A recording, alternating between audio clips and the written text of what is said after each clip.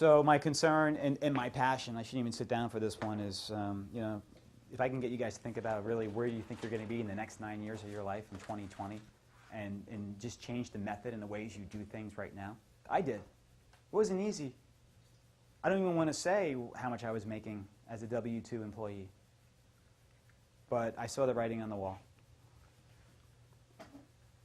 So many middle-class people will slip into poverty. I'm seeing it. I mean, think about all the analysts out there that were making $150 to $250 a year, and they're out of jobs right now. And how do they go and find new jobs? They've been replaced. They've just been replaced, and not necessarily by someone here in the United States. I mean, if I can get on elance.com and go hire an Excel spreadsheet expert for a few dollars, then I don't need an analyst.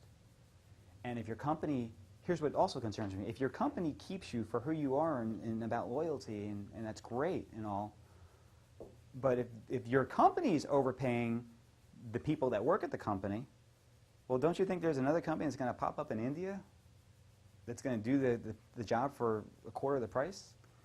It's all going to wash out.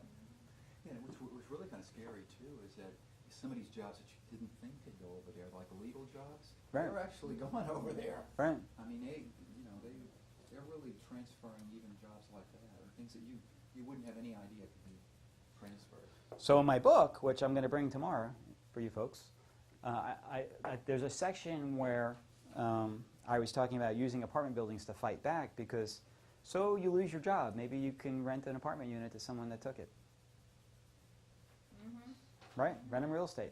Yeah. So in this scenario, how much what percentage of your assets do you try to just keep liquid just to have dollars? That's what I was asking. You wouldn't tell me.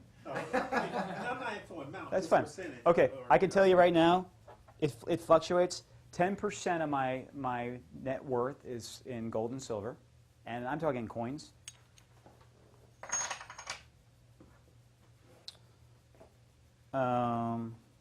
I feel like I have a responsibility, since I have 102 single-family houses and I need to be prepared for an emergency. So I stay very liquid. And as far as apartment buildings, which will go more into depth, anywhere from 1 to 3 months of reserves for apartment buildings.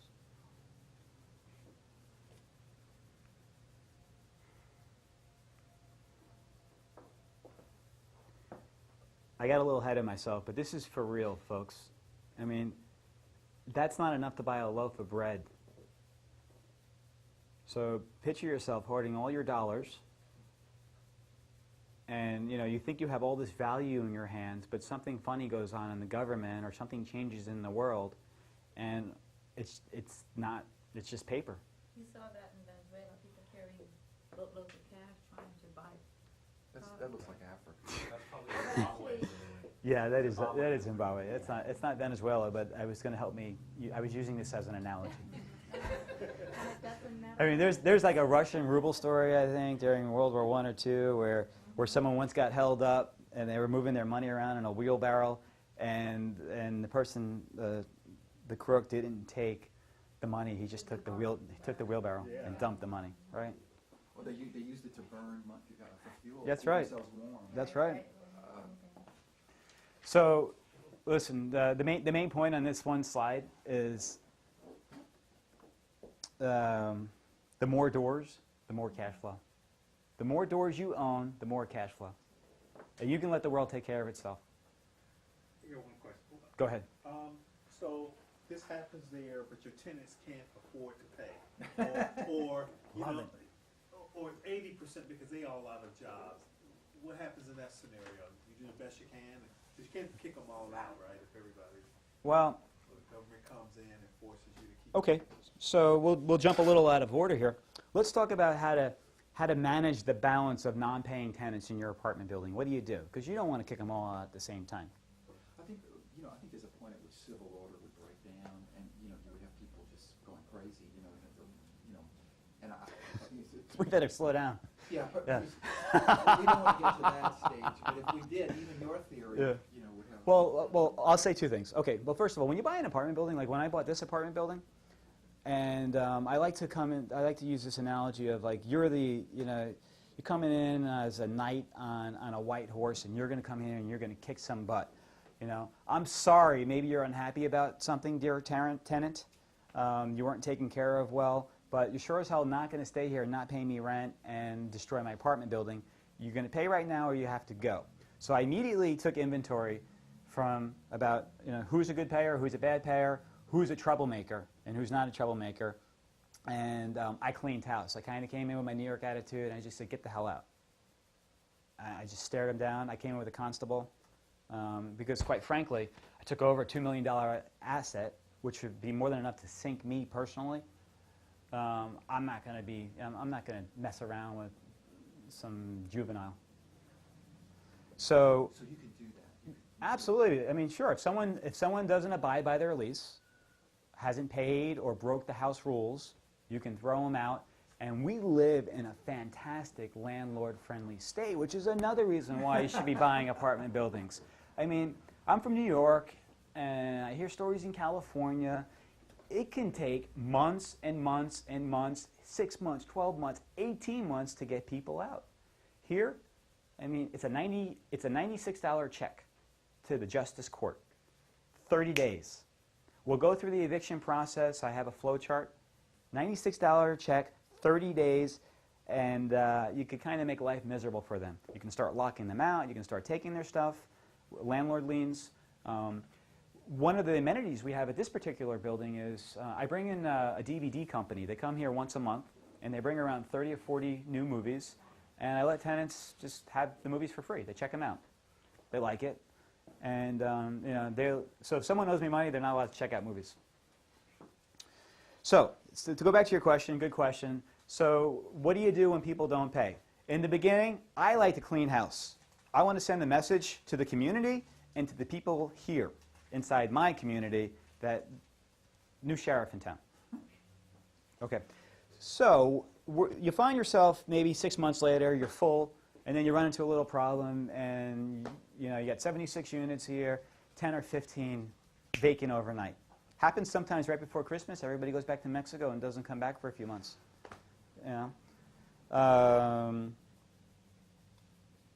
What do? You have 10 or 15 people that skipped, and then you have 5 people that are late. I personally wouldn't kick out all 5. I'd start trying to work out payments with people. But if they had a really bad record, then I would kick them out. So I like to trade it for what it is. You know, I'm willing to change the rules. It's like I come from a commodities background. You got to trade the market for what it is, which kind of means, you know, wherever it is, if nobody's paying at the same time, well, don't kick everybody out. But if I'm full right now, and someone doesn't pay, they're out of here. Okay. We were talking about the dollar and debt, and we hear billion so much, and I saw this statistic. I thought it'd be pretty cool if we pointed it out. Does anyone know how many seconds are in a billion seconds, and how long it would take to count it? Take a guess. Anybody? 400 years. Very likely. 1 billion minutes. To wait 1 billion minutes would 19,002 years. So think about our federal deficit. 1 billion hours, 2,739,726 years. And 1 trillion seconds, because now we hear trillion, and we don't even pay attention to it when we hear trillion. I mean, think about it. I mean, how do you pay this money back? I hope they don't tell them. I hope nobody tells them in Washington what comes after trillion. That's what I'm worried about. What does? Decatrillion? I don't know. Quadrillion, I guess. Okay. All right, how to create your own printing press to buy apartment buildings. This is the formula that you've been waiting for. Use debt to acquire assets. Somewhere along the line, someone told you debt was bad. Bad debt is bad. Buying a Range Rover and financing it is bad. Buying an apartment building, 50 cents on the dollar, that cash flows using debt is good. Use debt to acquire assets, buy apartment buildings. Create cash flow. Get tax incentives. Again, if you're a doctor or a lawyer or a salesperson and you own an apartment building, you will receive so many tax deductions on your W-2 earned income that you've just created your own tax shelter. And for me, and I hope for you folks, once you start doing this, you're contributing. The community out here appreciates what I do, and I feel good about what I do, and I have the time to appreciate life more, and I'm growing, and we're housing people. You're housing people. How great is that? You're gonna one day, whoever your creator is, you're gonna be at that gate, and you're gonna say, "Can I come in?" And they're gonna say, "Okay, what did you do?" And you can say, "Look, I housed all these people," and explain to them exactly what you did. I mean, I think that's honorable. Case study. Let's go to a case study. Hey, folks, open up your book. Go to the end of the book, and it looks like this. It's called Pearl. It's like the last or the second last section. Yeah, second to last section. Pearl. And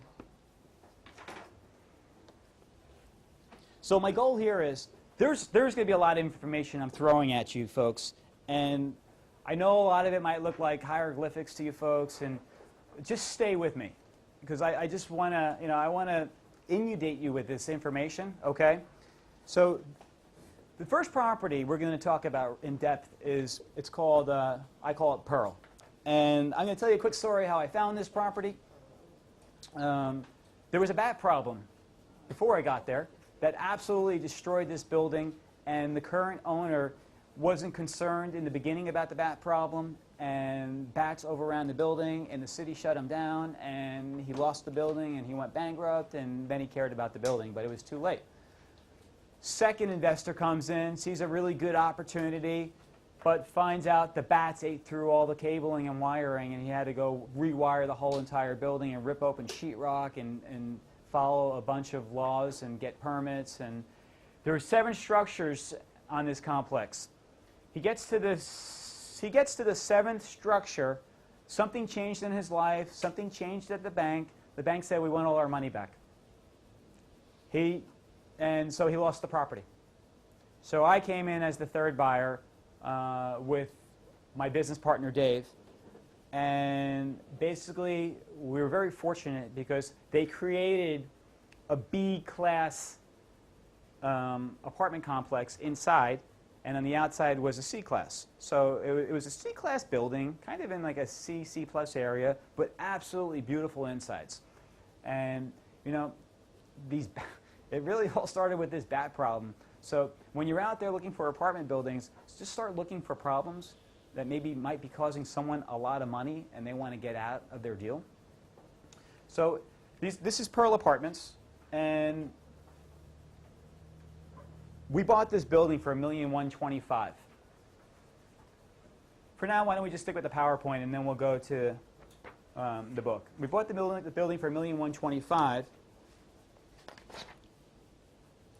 And folks, this is really what a purchaser statement looks like. I'm having a little problem with Stewart Title right now. They sent me a text that they don't want me bringing a group of people over there and video cameras to record the closing. I'm working on it. But this is what you'd be looking at, a purchaser statement, $1,125,000, and this is the appraisal, $2,170,000. I mean, this all happens in 1 week. What do we have? It's a 72-unit building. Paid $1,125,000. It appraises for $2,170,000. Captured equity of $1,045,000. Down payment $200,000. What did I say? $200,000. Cash flows. Cash flows more than $15,000. I made this slide up a long time ago. $15,000 a month, $180,000 a year. Please raise your hand. Would you like to own something like this? Are you with me? Are you with me? Yes. Okay. Let's go through this. Pearl. Okay. I'm going to show you now. Okay. Go to the first page. Property management company runs this for me. Working out fantastic. What do you pay a property management company? Anyone know? Anywhere between 3 to 6% of the collected gross. Write that down. Very important. Collected gross. Because if it's not collected and they just want to take a percentage of what they perceive to be the gross, they won't be incentivized to rent all the units. Hey, how much? 3 to 6% of the collected gross. This is the report I receive every month from my property management company, and let's go through it. Income statement, he writes. Total rental income increases 9% from $41,000 and change to $44,000 and change. NOI decreases 10% from $23,000 and change to $21,000 and change. Due to expenses were extremely light for the month of February. Payroll was consistent with the property. Utility repairs and maintenance, marketing and advertising, legal, administrative, taxes and insurance are consistent with the property. Landscaping's high. He's telling me I got a problem. He's just contracted someone out for $850. When I bought the property, it turned out we were paying around $1,500 to $2,000 a month. That got away from us. So we made a change. So then you get a leasing activity report. You really want to know this stuff, you know, because you're concerned. You want to know if your place is being marketed correctly, and you don't want to call them all the time. So you get a leasing activity report. And here's what he goes. He says, we had 3 move-ins and 3 move-outs. The property is 96% physically occupied. Let's go through that right now. Physical occupancy and economic occupancy. Does anyone want to take a stab at physical occupancy here? Yeah, the person's actually. Yeah. He's there. Yeah, physically, you got a live body. But he's not. He may not be paying. Some of them, Right. a small percentage, not paying. Okay, so basically, you can physically fill up a building, right? I'm 100% full here, and I promise you, I didn't go down the street and fill it up with a bunch of homeless people because I knew you were coming. But people do that before you buy buildings. Okay? They really do. Or they have special deals, real special deals. So economic occupancy, that's what I care about. Are they paying? Show me the economic occupancy. You know, Alan, congratulations, you're 100% physically occupied, but have you collected everything? No one's even asked me that question today. You'll present that how to determine real economic Yeah. occupancy. Right?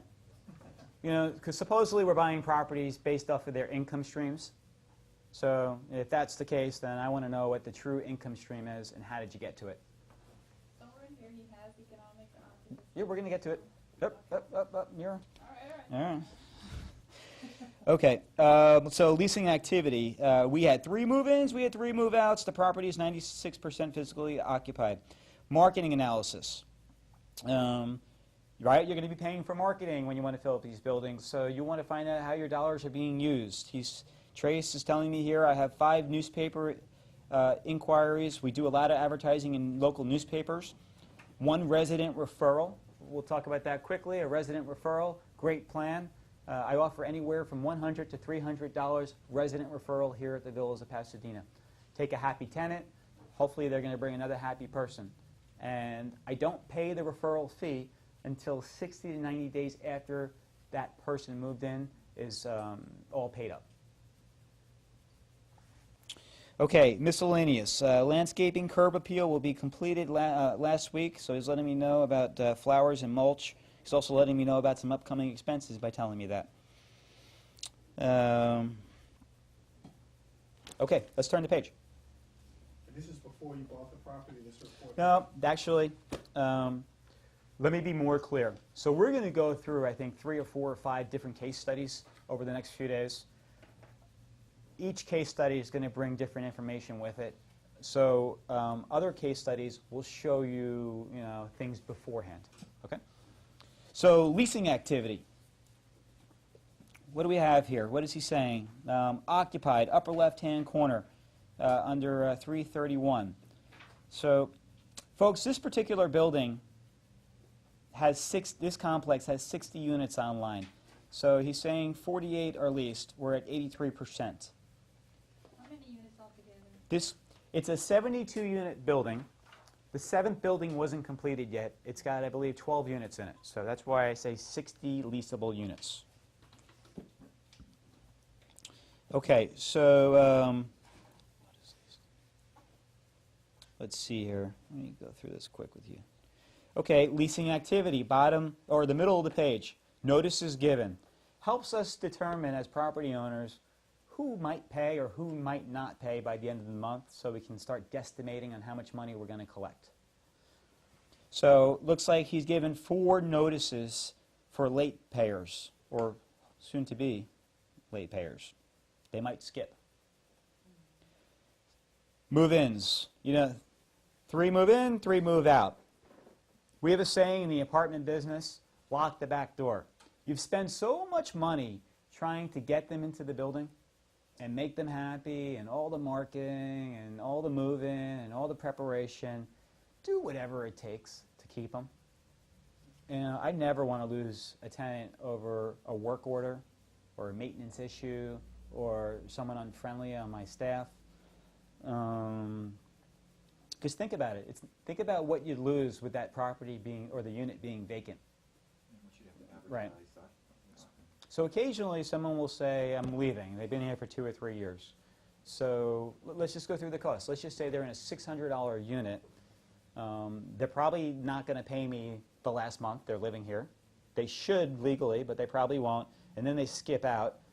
And then it takes me a month to rent it. So let's just say there's $600 to $1,800 of vacancy I have there.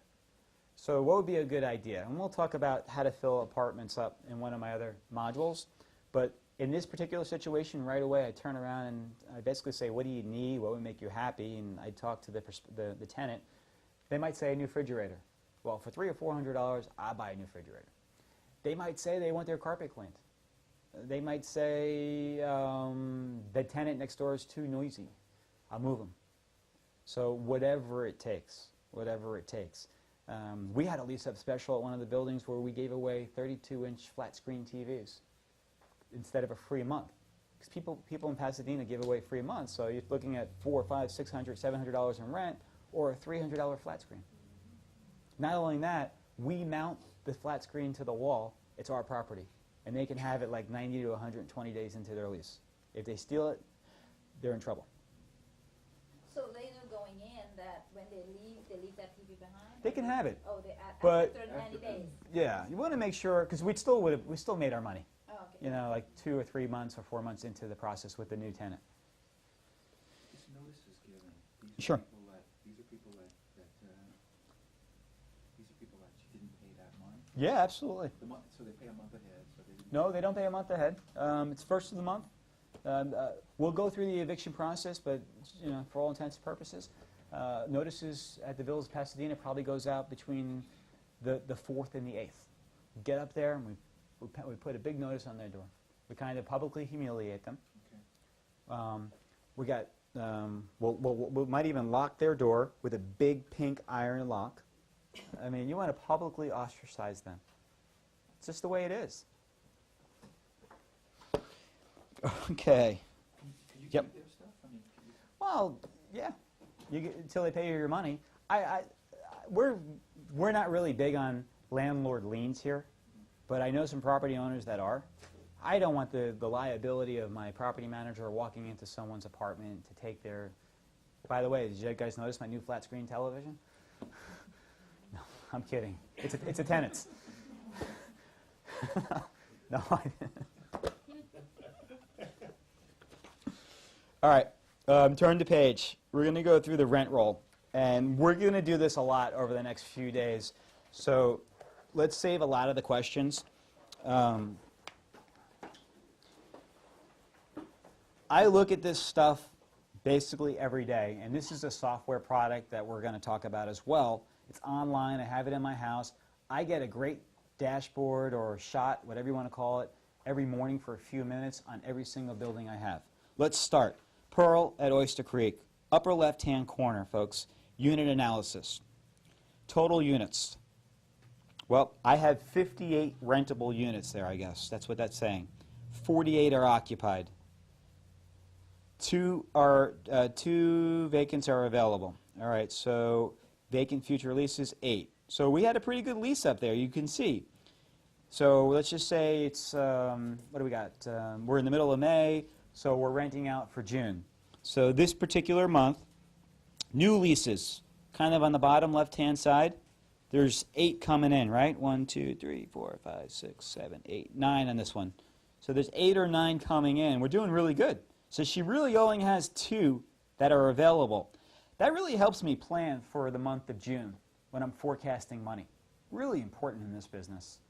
Because you might have some capital expenses, you might want to do something to your building, you need to know where your cash flow is and your bank accounts are.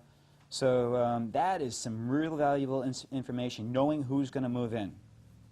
Look at that. And okay, back to the upper left-hand corner, lease analysis.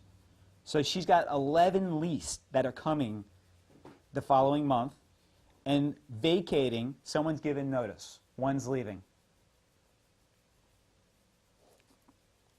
Okay, right-hand side, billing summary. Gross potential rent, and just work with me here. Okay, the way my business is set up for this particular month, with everyone who's living there, the best I can do is collect $44,730. It's great to know that, right? You know you have a 60-unit building, you think everything rents for $1,000 a door, you think you should be making $60,000 a unit. But lo and behold, you had 5 or 6 units down, and someone's moving out, and someone's skipping. This gives you a true snapshot of what your collections for that month will be if everybody pays. Let's see what we have here. So $44,730 if everybody pays, perfect world. Government payment, Section 8. We'll talk more about Section 8 later, and Michael, I know you basically said, well, or Rick, hyperinflation sets in, no one has any money, and the world's upside down. Section 8 is a great program to get involved with to combat that, because I don't think the government's going to watch the whole world live on the sidewalk. So looks like there's a government payment of $1,000. That would be for 1 unit. Concessions, right? We're giving stuff away. We're giving stuff away to get them in. Perhaps maybe that was a free month. I'm not sure. Okay, net rentable income. Hang on. Okay, you see where it says net rental receipts, $43,668? That's the snapshot of where I was in time when this was created. So let's see here. So my bank account should say $43,668. We're doing pretty good. We're not that far away from a perfect world of $44,730,000, which is the gross potential rent. And then there's miscellaneous charges, and we'll talk about more on my PowerPoint. Maybe late fees, or someone broke something. Now, if the building was functioning, my gross market rent, if everything was up and running, everything was fixed, everything was full, $56,042. That's on 60 units? Or Yes. on the set? No, that's on 60 units. Because I kind of have a rule at this building. It's like it's almost $1,000 a unit. Okay. But such valuable information. You don't need to get an MBA. Just look at the top line again. So, the best you're going to do is collect $44,730, and what you really should be doing, what you really should be shooting for, is the gross market rent at $56,000 and change. If you can get your work with your staff, figure out what do you got to do to get those properties online quicker, come up with a plan, realize how much money you're leaving on the table by just sitting around and not getting those units empty, because that's your money. That's my money. I mean, we're losing $11,000 a month while I'm sitting here teaching a class. So No. those units are the ones that are vacant in disrepair? Yeah, yes, probably. I mean, I believe this building I closed on in January. So, this is January, February. This is a rent roll for March. So we were probably just stabilizing, cleaning house, figuring out who was going to stay, who was going to go. with tenants, maybe with property managers, maybe with maintenance people. You're going to have to use your intelligence here when you take over a building and figure out what's really the problem here. You know, why am I a genius? Am I really different than the owner before me? What did he not see? So you need to figure out what the problem truly is, what's the story behind the story, and fix it. So sometimes it takes some time. You know, maybe this particular property manager was fantastic. She gave me a great presentation, and I have all the confidence in the world in her. But if she's got 11 empty units, and you know, and she had 11 empty units for 60 days, I think I just found my biggest problem. So I mean, you go in there and you clean house. So perhaps I had a clean house, and I threw a bunch of tenants out. You'll also find there's no need for that current owner to reinvest in his property right before he sells it to me. So he probably didn't make the right investment in his make-readies to fix his apartment units. So people either skipped on him at this, because you know, people either skipped on him or what else? They're just unhappy. Property managers unsure if she's going to have a job, and perhaps that's affecting the way the whole property is being managed, and people, you know, an unhappy property manager is not what you want. So you go through a stabilization. There's this rule that I found to be true, is when you buy a property, you're probably going to lose 10% vacancy right away. You're going to probably see a 10% dip. That kind of actually fits that rule. It was a little more. Yeah. It seems to me it's important for the tenants to know Yeah. Who is managing things, who's there. And if you show good leadership Right. and show them who's boss and what you'll tolerate and what you won't, and they get it, Right. and they pass the information on, then things are stabilized and you can bring people in. Some people like that. Some people don't. There were some drug dealers here. But they do. You know, they didn't like me coming in here. You're not messing around with my biggest nest egg. You know, so you need to factor in losing 10% vacancy when you buy a building, because most likely the seller didn't strong arm his tenants, or we'll say evict his tenants 2 to 4 weeks before he sells you the property, right?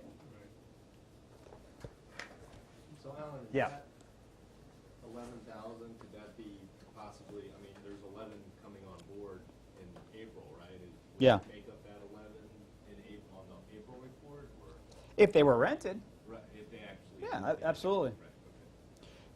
I think a lot of property managers, they don't realize the money that they're leaving on the table, and that's why I'm showing you folks right away. I mean, that's $11,000 cash In 1 month. in 1 month. What could be really more important what could be really that important where I'm not going to stop and go get my $11,000 and fix the problem?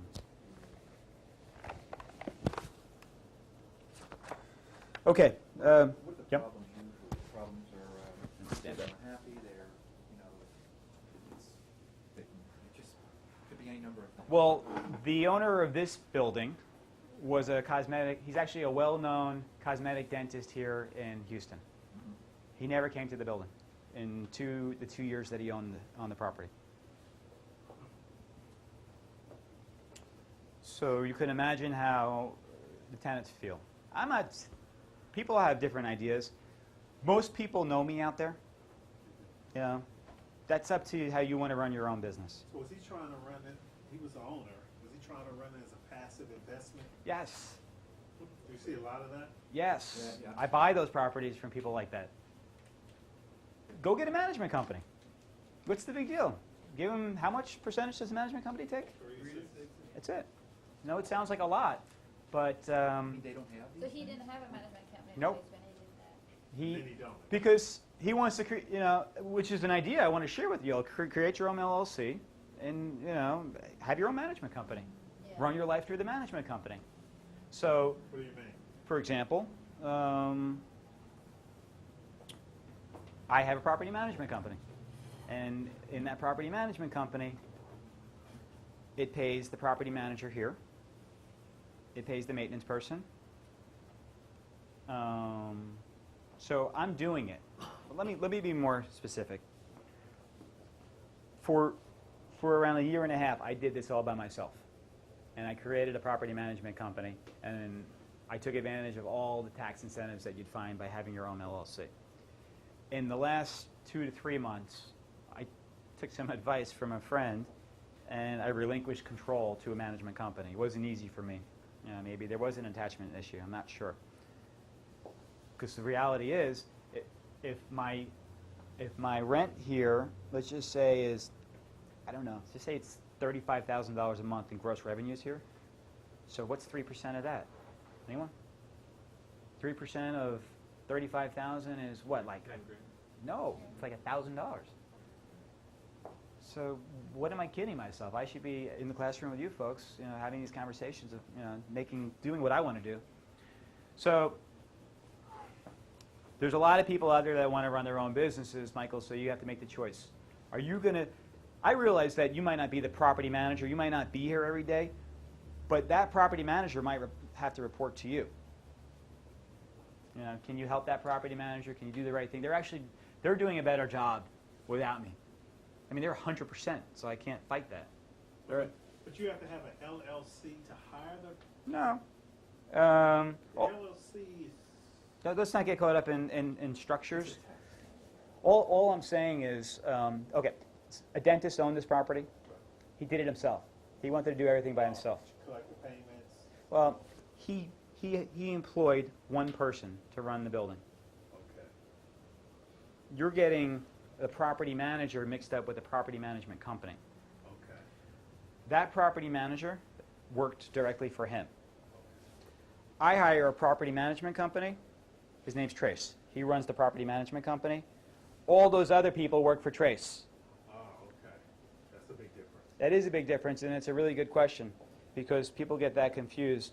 Do you hire a property management company, or are you a property manager? You can be a property manager. You, Michael, can be the property manager.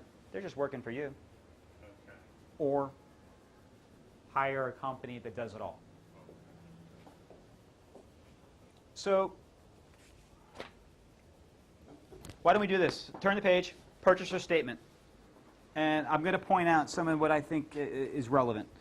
Obviously, buying the property for $1,125,000 is very important. And this is the stuff you're sent right before you buy it. What you might want to look for that comes to mind is taxes. You know, taxes. Are you paying all the taxes, or is the seller paying all the taxes, or are you splitting the taxes? Because in the apartment business, it's a lot of money.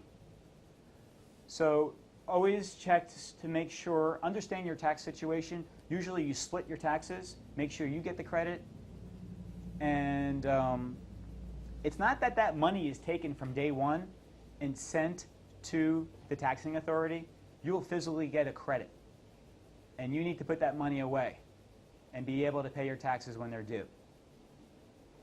And that's another way how people get into low down money situations buying apartment buildings, because say you're buying something for where you only have to bring $100,000 to the closing table and there's a $50,000 tax credit you're going to get.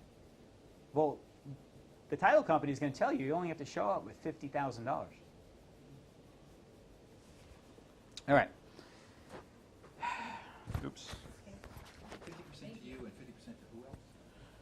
Well, you're going to, let's just say it's in the middle of the year, and the seller pays for the first 6 months and you pay for the last 6 months. Okay, so actually, so in this situation, I had to bring $123,000 to the table. Oh, actually, hang on. Balance due by purchaser. Okay, yeah. All right. All right, keep turning, and I'm just going to, I pulled relevant pages from the file. An appraisal fee. If anybody wanted to ever know what it costs to appraise a 76-unit building, or actually, this is a little out of order, but an appraisal costs $3,000.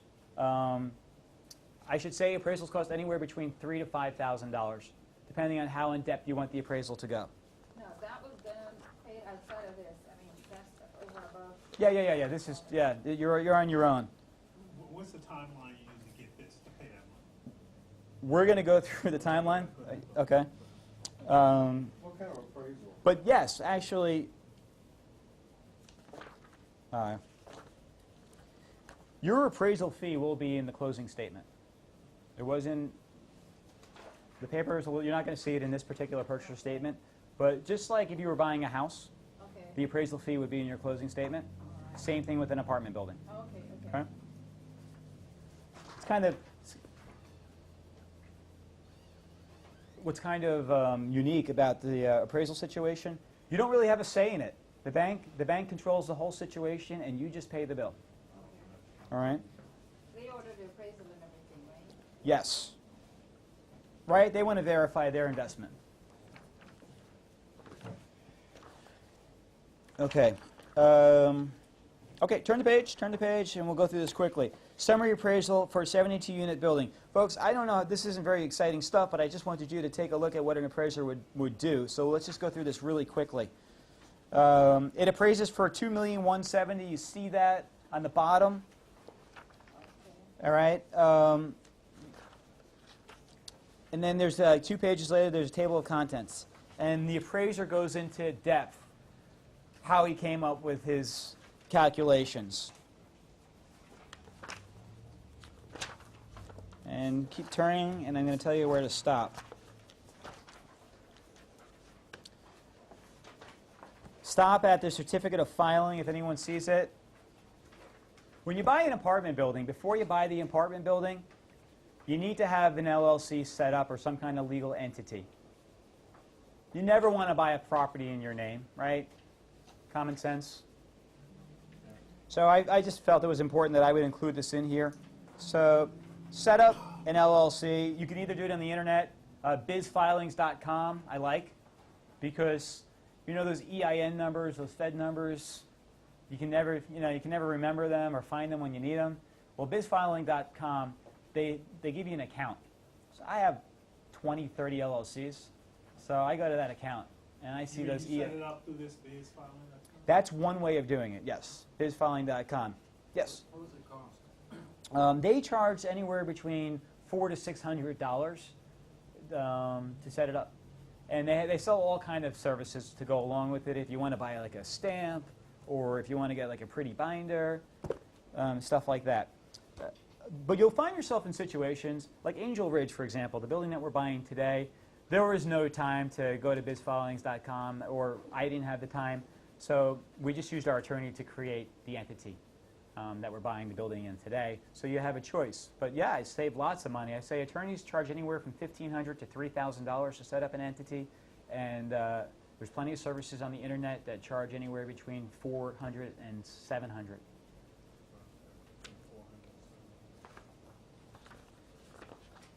Okay, 2 pages further. Turn the page, 2 pages.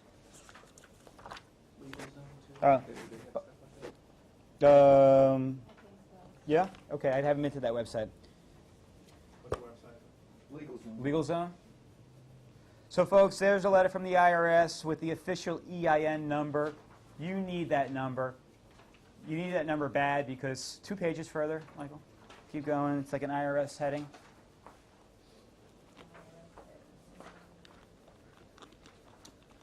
There you go. You need the number because your bank, you're going to set up a bank account too for your apartment building. Your bank needs the EIN number.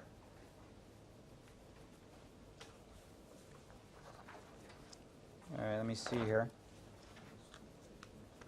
Okay, another 2 pages further. Purchase and sale agreement. Oh my gosh, this is why you really need attorneys for purchase and sale agreement. It's tricky, it's wordy. Never try to buy an apartment building by yourself.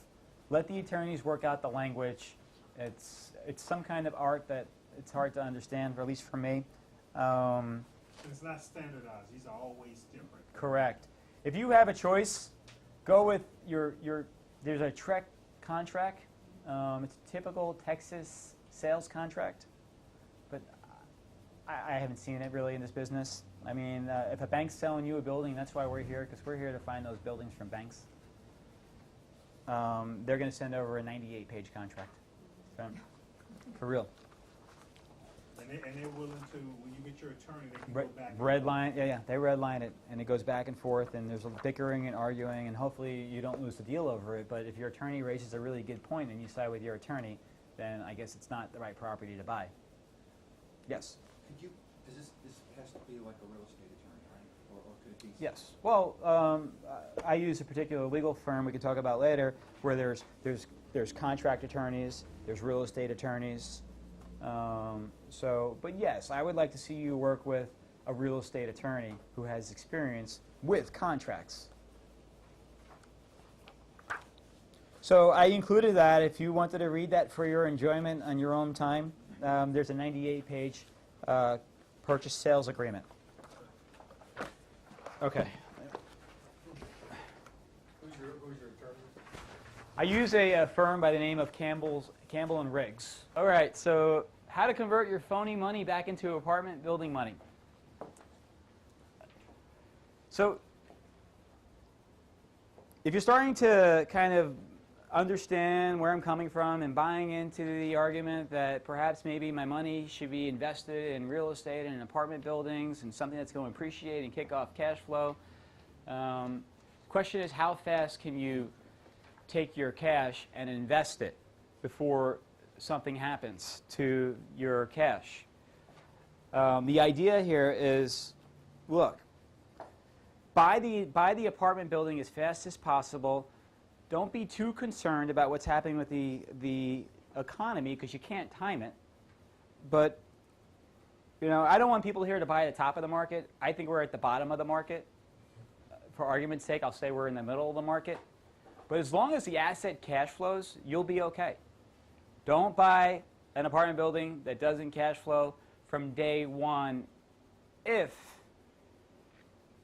you don't have a really good plan. Because, yes, I mean, we're buying a building today that has 160 vacancies. We're buying it for cash. We have no debt.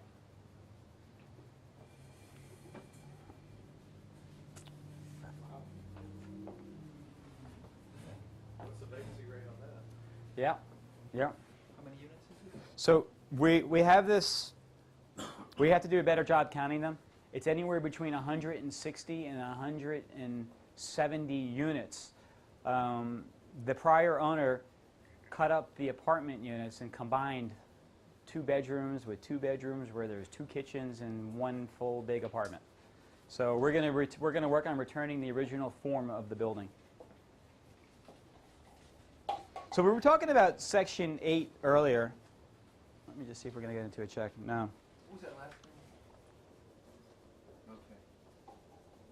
Because some people are saying, okay, Alan, if you think the economy is going to be so bad and the government's in such a tight spot, and what happens to your tenants? Will they be able to pay rent?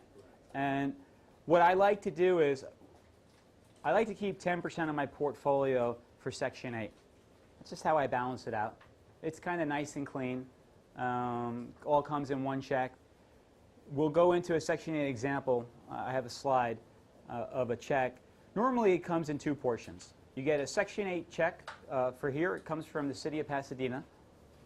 And then the tenant is responsible for their portion.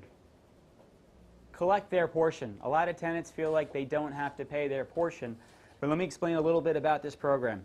There's over 10,000 people on the waiting list in Harris County to get on it. So people that receive the money or the vouchers, they don't want to be kicked off. So that's your leverage. If that tenant doesn't follow through with their obligation, you can have them thrown off the program. You have to discount your rent for Section 8? No. No, you do not. If you felt like you had to discount your rent for Section 8, then... I mean, it's not a government requirement. Oh, no, not at all. Yeah, I was going to say... They pay you the full amount, they pay you full rent. Except Right. this. Normally, so here's how it works. Somebody will come into the office and they'll say, I have a voucher, a Section 8 voucher. And that voucher says this particular person can rent something of value between, say, $600 and $800. And you fill out the paperwork, and then the city comes, they do their inspection, it goes back to their caseworker, and then the caseworker decides if that's a fair market rent. They may come back and negotiate. So what I do is I look at the voucher, and if it says 600 to 800, I immediately put $800, even if I was only going to rent it for 600, right? Because they're going to do the same thing to me. So, you know, take whatever that voucher is worth and renegotiate your way down if you have to.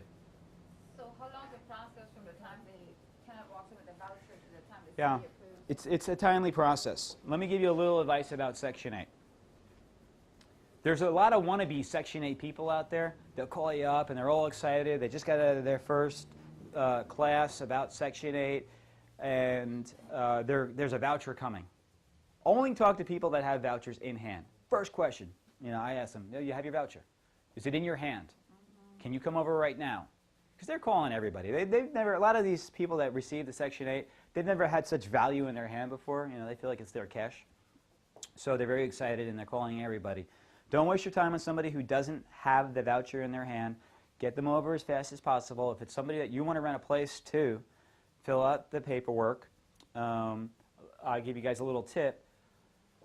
When you buy a property, keep a record or a file in the office of the HUD statement or the ownership papers, the purchase agreement, because sometimes Section 8, they want to see who really owns this building. So have all your paperwork from the building ready to go. Photocopy all the paperwork that the Section 8 tenant brings to you. Photocopy all the paperwork that you fill out. Send the tenant back to Section 8. If you can get a deposit from the tenant, go ahead and do it. And it's going to take 2 to 4 weeks to close the process. They do multiple inspections. I'd be surprised if anyone here passes on their first inspection. On my houses, sometimes it takes three inspections. So you really have to be committed to the program. Really have to be committed to the program. I mean, down to the point where they once called me and told me I had to mow the grass if I wanted to pass the Section 8 inspection.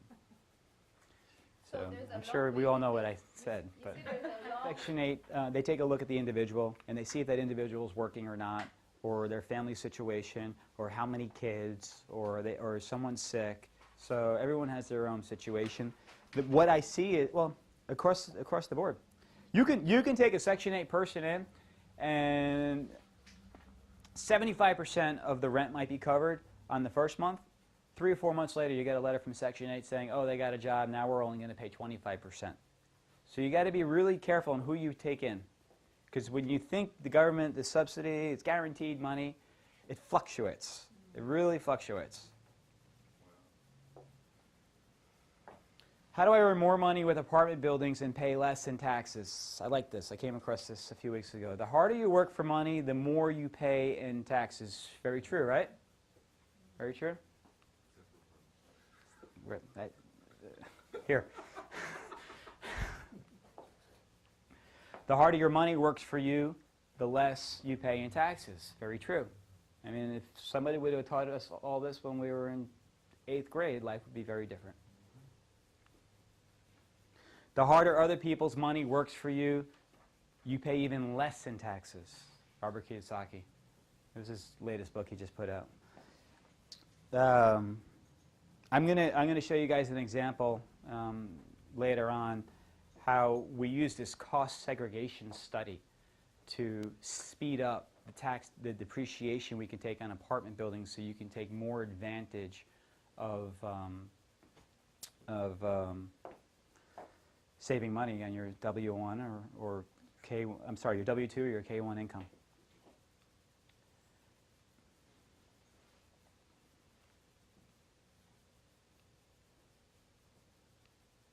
I'm just putting these all out there because this is what I'm doing, and we're going to get back to another case study soon.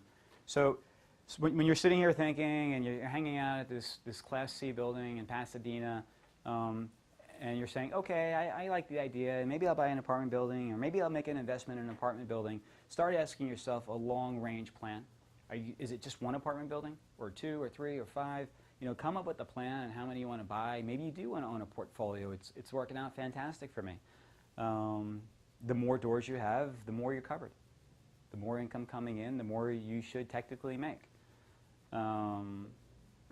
Only takes a few minutes a day. We're going to get online later. I'll show you exactly what I do every day. This is great property management software. Every single unit's on it, all the letters that go out, all the collections that come in, all the late payers. something's broken, somebody writes up an electronic ticket, all you have to do is log on. It's a very inexpensive application. I don't get any kind of commission for talking about it. It's made this business so much more efficient. Now, there's other programs out there as well, but I used to do this stuff 5 or 10 years ago by myself with just like little formulas and napkins and write notes down, and you know, and to be in a hotel in Okinawa last summer in the middle of the night and just wake up and say, let me go see what's going on with my apartment buildings, go downstairs to a public terminal, log on in the middle of the Pacific, and see exactly how much money I'm making. So your property manager is the same program? All of us, we're all on it. Everybody has their own login, and I have a home page where on that home page each property is there, and then you can drill into each property and you can keep drilling into all the numbers. We even use it for an accounting system, and we'll talk more about that later.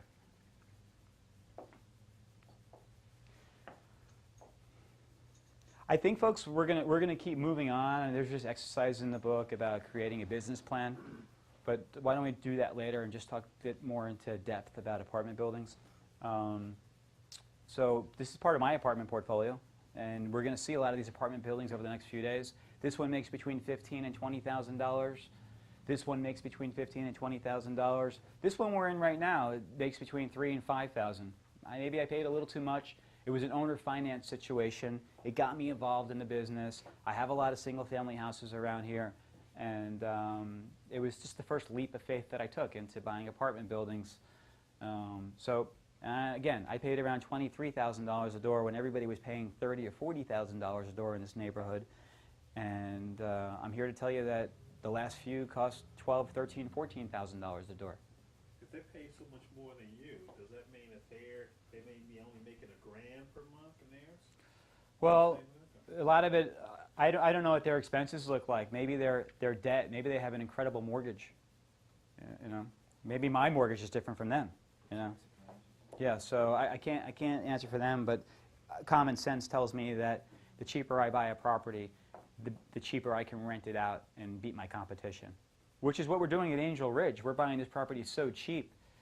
The one down the block sold for around $25,000 a door, and we're paying $4,300 a door. I mean, we can easily rent this out for $100 less a door. So again, remember, you can become a great apartment operator, and you will, but a lot of it's going to come down to, can you control the debt per door?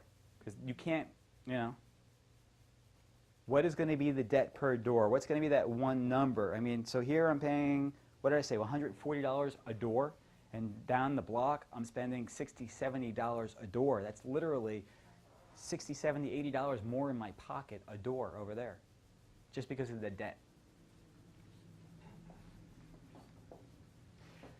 We'll talk about this. Why don't we talk about owner financing? I mean, everybody's always interested, how do I get involved in this business with no money down?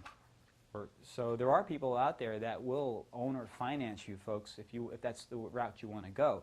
But it comes with a price, and it comes with a high price, because if somebody's going to owner finance you, most likely they're upside down right now. They pay too high of a price. So I'm not saying it's not going to be a lucrative deal to pay too high of a price, because we can cash flow a lot of assets when you pay too high for the buildings. But I mean, that's just the risk you take. That's just the risk you take if you want to take an owner finance deal. I did. I was the Lone Ranger. I wanted to come in and do it by myself, and I wasn't ready to take on 5 or 6 partners. I was just getting out of a partnership, and I wanted to have my own business. So I kind of bit the bullet. I paid a little high, and as you can see by those numbers, I make less on this property than other properties. This one makes around $10,000 to $15,000 a month. So how do you profit? To succeed, it's important to do the right thing at the right time, especially in the apartment business. I talk about seasons and cycles, and you know, if we find ourselves in like an economic winter right now in the United States, I mean, it's fantastic. It's fantastic. I mean, I like to snowboard and ski. I mean, I love winter. So it doesn't mean it's your economic winter. You know, maybe it's your summer. I mean, it's spring out there right now, and Everyone wants to sell their real estate at high prices. Maybe go away in the commodities. What do we say? Sell in May and go away. I mean, just stuff like that.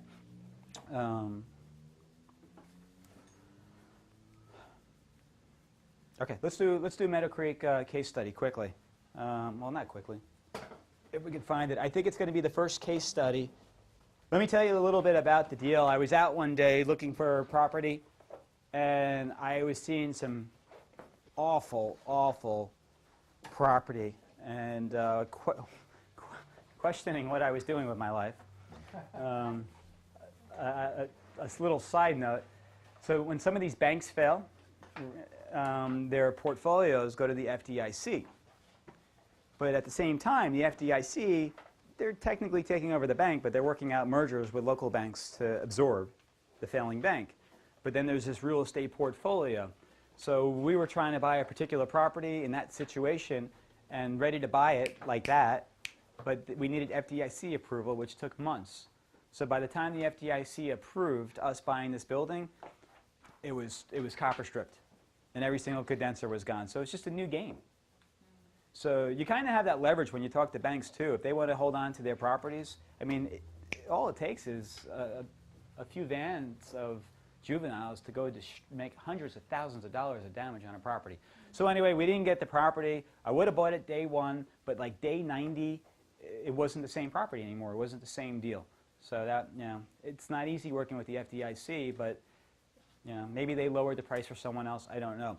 So I'm driving away from that property, upset because I put in a lot of time, kind of, you know, put the cash flow in my pocket and it wasn't mine yet. Get a call from a broker, and he goes, meet me over at Meadow Creek. So here's the story of Meadow Creek. It was in one of those, it was in one of those funds. I think it was the late 2008 or early 2009, where everything was really blowing up with Lehman and Bear Stearns and CMOs, and you know what they were doing on Wall Street. They were bundling all these loan obligations and selling them out as fixed products to people.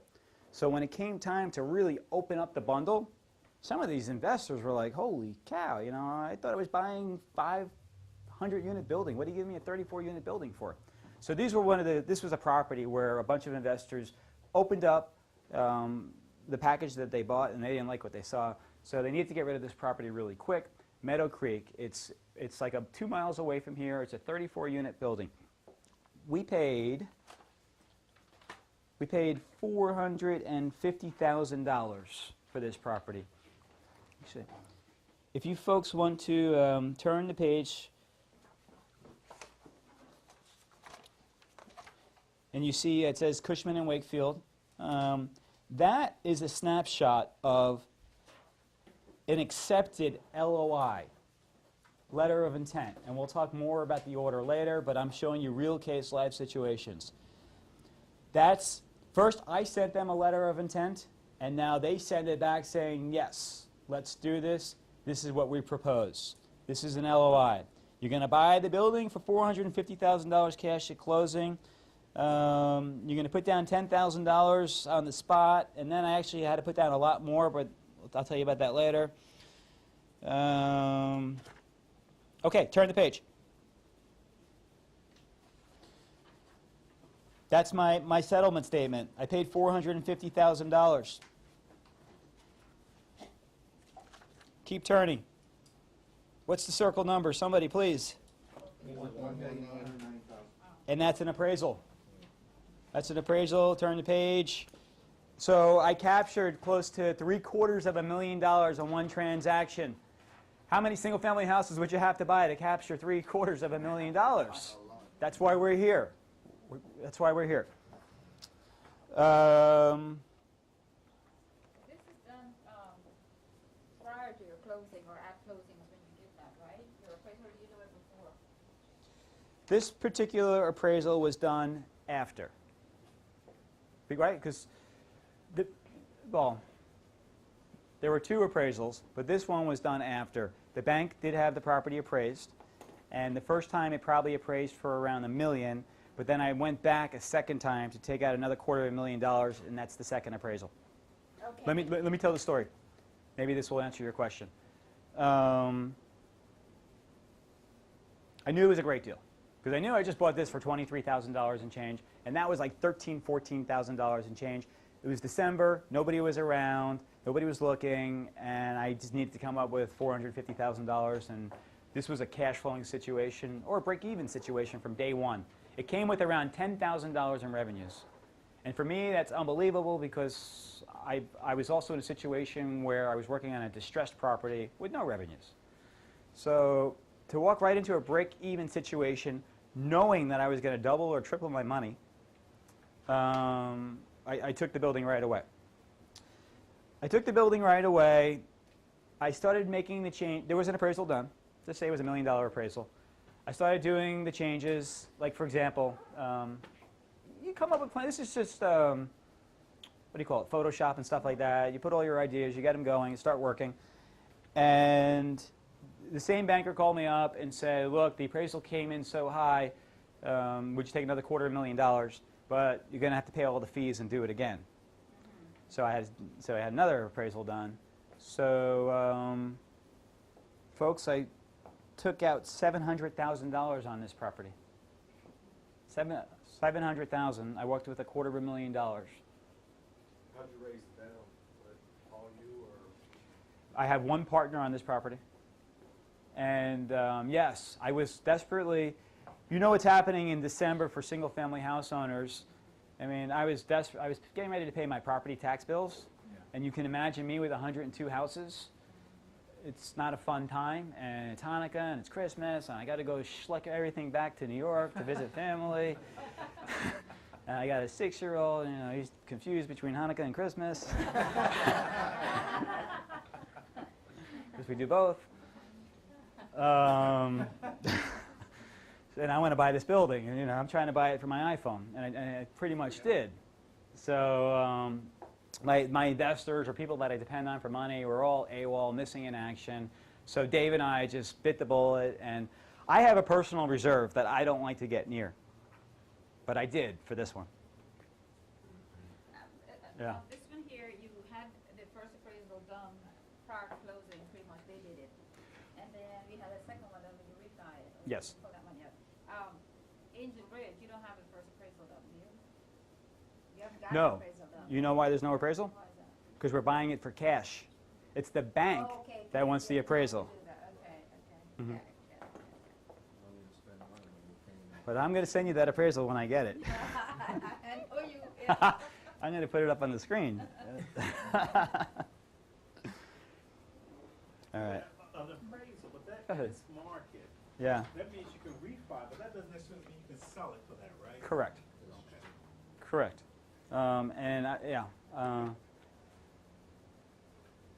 It shouldn't be too hard for me. I mean, so I paid around $23,000 and change for this place. It really shouldn't be hard for me to sell this for what I bought it for, even though I'm telling you a story about $13,000, $14,000 a door down the street. Because it's not happening all the time, and not every property in this town is selling for $13,000 or $14,000 a door. But you know, there's just there's those few instances that come across where a bank just says, I can't take it anymore, get it off the books, foreclose on it, and sell it out quicker because all my liabilities that are going to come along with this property aren't worth the headache. Dump it. We want to find the properties that are being dumped. We want to steal the deal. So you can try to steal the deal really cheap, 13, 14, or you can just say, all right, let's take a look at where we are in the economy and the marketplace. I understand everything was selling for $30,000 to $40,000 for a good 5 years. You know, $23,000 a door seems like a good buy. Let me show you the cash flow. Let me show you the P&L. Let me show you the cap rates. These are things we're going to talk about. You're going to say, okay, that seems like a good deal. I understand that I'm a doctor and I'm not out there looking for apartment buildings 10 hours a day.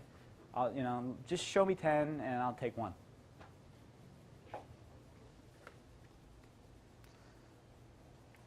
All right, let's go through the, oh my gosh. You guys are in trouble. Module 1, we haven't even made it to the, well, Sally. Let's talk about it. So, you know, this is actually great. As you wear it down, you see this. Let's talk about Meadow Creek and Trace's property management assessment to me. Total rental income. Everybody with me? Turn the page. After the handwritten. After the handwritten page. After the handwritten page.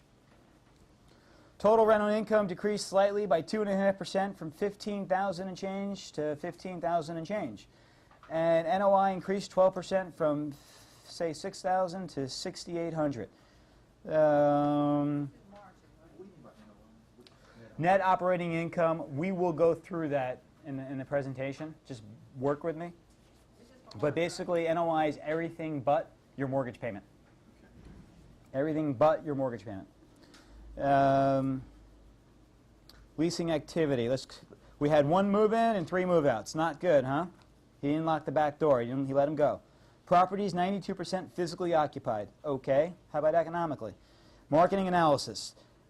The 2 move-ins this month were walk-ins. So I'm wasting money on the green sheets here. I spend around $50 a week on green sheets, which is a local dime newspaper. 3 inquiries, 3. Sometimes when it's really slow, well, you want to know, okay, how slow are you dying? Are people even walking into the office? Are we getting them in? How's the traffic count? So now that's why he's including this. 3 inquiries which were converted to leases. Okay, capital improvements. What'd you have to spend money on? Repair in front dumpster has started and should complete in April. Talk about waste disposal, and maybe later on we'll watch a video on it. But you know, these heavy trucks, they come on your property and they destroy the asphalt in the driveway. And I knew nothing about this business, but I knew enough that every time he came on my property, it cost like $50,000 to $250,000 to do a driveway.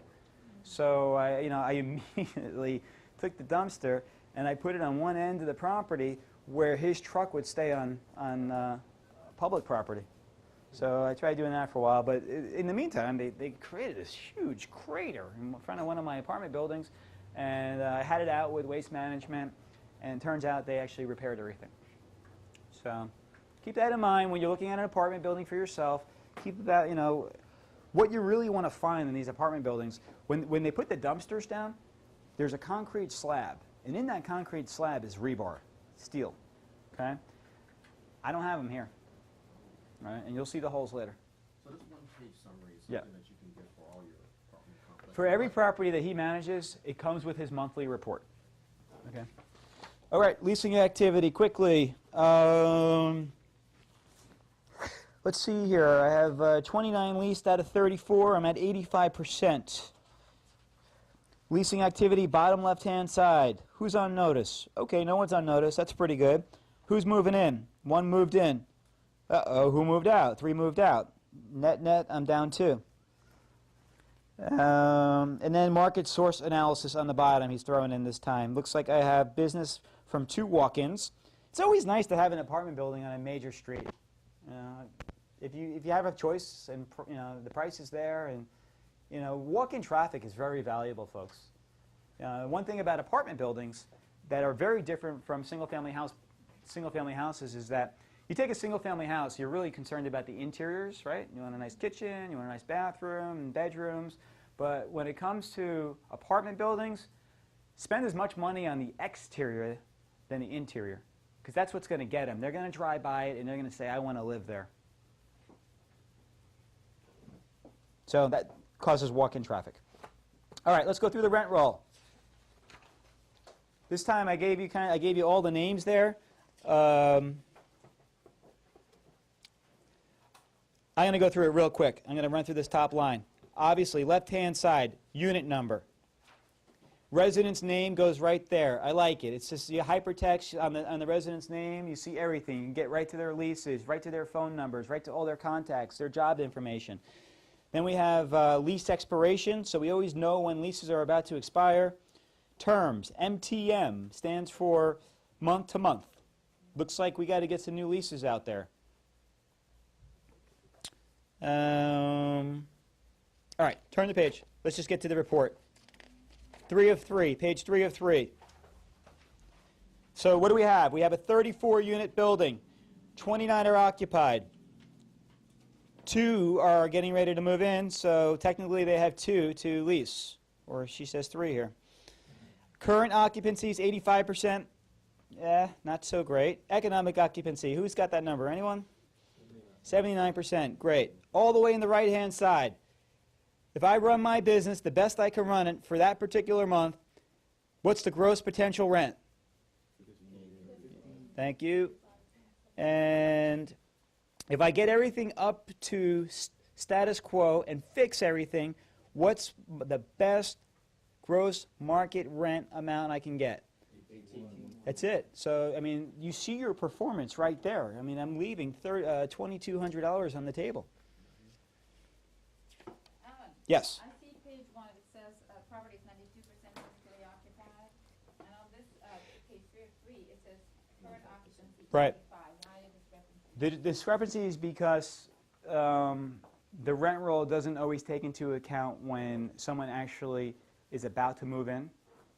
So a future lease may not be in there.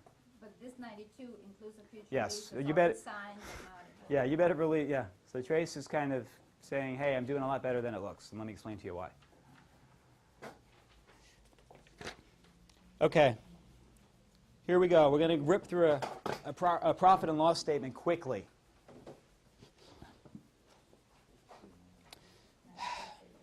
You guys with me? All right. I'm trying to bring you things that you normally wouldn't get at a seminar. I don't think anyone would have the courage to say, let's do a P&L on a building, because it's kind of boring. So let's make it as exciting as possible and get through it and stay up. So, okay, here's what you really want to know. Let's just start with total income in bold, $15,467, right? You guys with me? Yeah. First page. All right. So if you guys want to just go through some of the items, where do we come up with the money above and beyond what we were supposed to collect? If you see, for example, there's a parking fee of $225. We rent spots. Don't leave money on the table. Tenants will pay more money to live closer to their unit. All right? That's one way of renting, raising your NOI. Another way would be, well, application fees, $35. We can talk about, what we do to really, I'm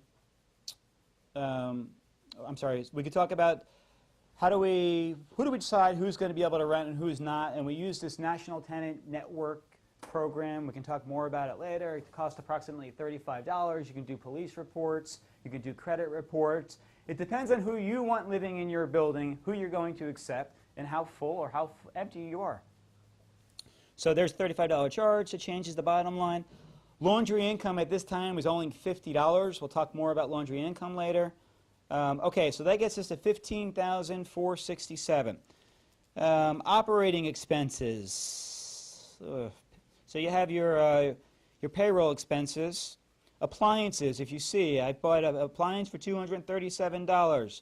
I had to bring outside contractors on the property for $435.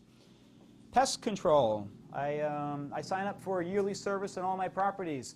They come around once a month, and they pick a building. It's just the way it is, They just pick a building. It's not always the most efficient way of pest control, but it would just cost way too much money if they came in and they did all 8 buildings. It would be a fortune. Because some people say, well, all the cockroaches jump from one building to another. But what can I say? I'm full. And maybe there's no cockroaches out there. Maybe we finally caught up and everything's dead. But you want to stay on top of your pest control because If a tenant calls in the middle of a month, I'll send someone over there right away. Or I'll tell them to go to Walgreens and go buy some traps and be neater. Because it's not always my fault. Always blame the tenant, Michael, okay?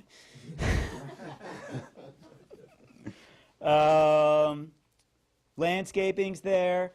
Let's see here. Okay, turn the page. We're on Meadow Creek. So Meadow Creek, okay. So my common area electric is $215. That's a 34-unit building. Doesn't take much to run it. The gas bill shouldn't be very high, but obviously there's nothing there, which means it'll hit up on next statement. Telephone service, way too high, $300. Trash removal, there's only one dumpster over there. That makes sense. Costs around $200 to $250 a dumpster, once or twice a week. Water, sewer. We'll talk about that more in the presentation, but oh my gosh, prices went up in town around 30–40% in the last 6 months.